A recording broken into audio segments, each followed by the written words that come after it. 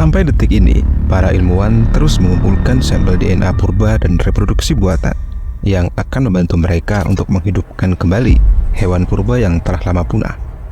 Lalu apa yang akan terjadi jika spesies hewan yang telah lama punah ini bisa dihidupkan kembali?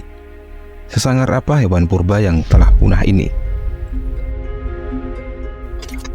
Di urutan pertama, dia adalah Smilodon, sejenis kucing bergigi pedang yang hidup di Amerika Utara dan Selatan. Jika menurut kalian, harimau atau singa sudah sangat menakutkan, maka berdoalah agar hewan purba ini tidak bisa hidup kembali. Smilodon hidup antara 2,5 juta tahun yang lalu. Habitat mereka berupa hutan dan padang rumput dengan rumput yang tinggi.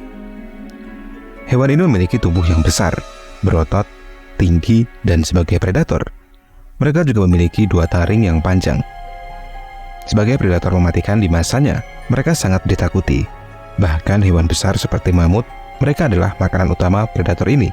Smilodon adalah predator penyergap dengan taktik berburu yang efisien dan cepat. Jika melihat anatomi tubuhnya, dapat disimpulkan kalau Smilodon punya badan yang kuat dan kemampuan melompat yang tinggi. Lalu apa jadinya jika hewan mengerikan ini berhasil hidup kembali? Tentu saja mereka akan mengganggu keseimbangan spesies saat ini. Mereka adalah predator puncak, dan kehadirannya tentu akan mempengaruhi populasi hewan yang ada, menyebabkan bencana besar dalam rantai makanan. Mereka seperti mesin pembunuh massal. Berikutnya ada Arctodus, disebut juga sebagai beruang bermuka pendek. Mereka adalah makhluk kolosal yang berkeliaran di Amerika Utara selama zaman es. Beruang ini adalah salah satu mamalia terbesar pada masanya. Saat berdiri dengan 4 kaki, tinggi mereka bisa mencapai 1,8 meter. Sementara saat berdiri dengan 2 kaki, tingginya bisa mencapai 3,6 meter, dan bobot mereka bisa mencapai 860 kg. Hebatnya lagi, selain menjadi mamalia terbesar pada masanya, beruang bermuka pendek juga menjadi beruang tercepat yang pernah ada. Dengan kakinya yang panjang, beruang ini bisa berlari dengan kecepatan hingga 60 km per jam. Kecepatan itu kira-kira sama dengan kecepatan harimau dan jelas jauh lebih cepat dibanding manusia. Beruang berwajah pendek adalah predator puncak pada zamannya. Mereka biasa memangsa rusa, bison, kerbau, bahkan kukang darat raksasa yang panjangnya mencapai 3 meter dengan berat 1 ton. Dalam beberapa tahun terakhir, hewan purba ini menjadi perbincangan. Apakah ilmuwan mampu menghidupkan mereka? Ketersediaan DNA yang terpelihara dengan baik memungkinkan para ilmuwan untuk membawa mereka kembali melalui cloning dan menciptakan kembali hewan mengerikan ini. Pindah ke Selandia Baru. Di sana ada burung pribumi Selandia Baru yang unik. Meskipun mereka burung, ternyata mereka tidak bisa terbang. Bahkan mereka tidak memiliki sayap. Dia adalah burung moa. Menurut para ilmuwan, nenek moyang moa sebenarnya bisa terbang. Zaman dulu nenek moyang moa terbang ke Selandia Baru. Dan karena tidak ada predator yang bisa membahayakan mereka, perlahan-lahan akhirnya moa melupakan cara untuk terbang. Setelah kepunahan dinosaurus, mereka mulai meninggalkan kebiasaannya untuk terbang secara bertahap.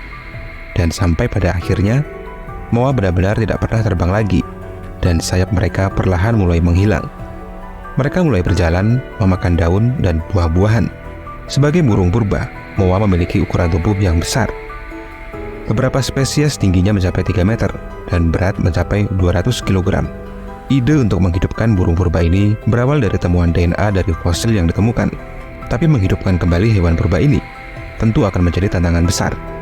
Lingkungan yang kini telah berubah sejak kepunahan mereka tentu akan mengganggu keseimbangan spesies yang ada. Berikutnya ada woolly mammoth atau mamut berbulu. Beberapa ilmuwan ingin menghidupkan kembali mamut berbulu menggunakan temuan genetik yang terawetkan dengan baik. Mamut berbulu adalah salah satu hewan prasejarah yang paling menarik. Mereka punah sekitar 4.000 tahun yang lalu. Kerabat terdekatnya yang masih hidup yaitu gajah Asia, yang DNA-nya memegang kunci dalam upaya membawa mamut berbulu kembali dari kepunahan. Banyak ilmuwan yang ragu untuk menghidupkan raksasa purba ini. Pertimbangan yang harus dipikirkan jika makhluk purba ini bangkit dari kepunahan, yaitu ekosistemnya yang sudah sangat berbeda sejak kepunahan mereka, tentu akan berdampak pada hewan purba ini. Membawa kembali spesies yang telah lama punah tanpa pengetahuan nyata tentang perilaku alami mereka, tentu akan membahayakan bagi kelangsungan hidup mereka. Hewan purba berikutnya adalah Dodichosaurus dengan panjangnya yang mencapai 4 meter. Mereka merupakan salah satu herbivora berlapis baja yang besar yang berkerabat dekat dengan armadillo. Mereka hidup sekitar 2 juta tahun yang lalu. Hewan ini termasuk dalam kelompok armadillo, memiliki cangkang bulat yang menutupi bagian punggungnya.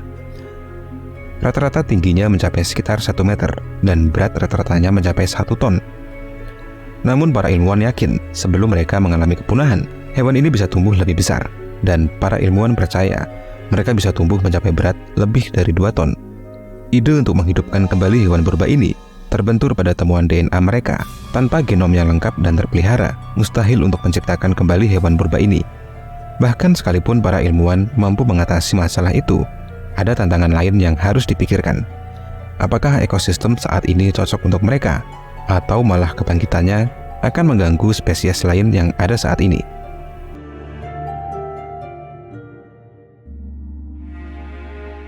Nah, itu tadi makhluk prasejarah yang rencananya akan dibangkitkan dari kepunahan. Jika kalian suka dengan video ini, tekan tombol ke atas dan sampai jumpa lagi di video berikutnya.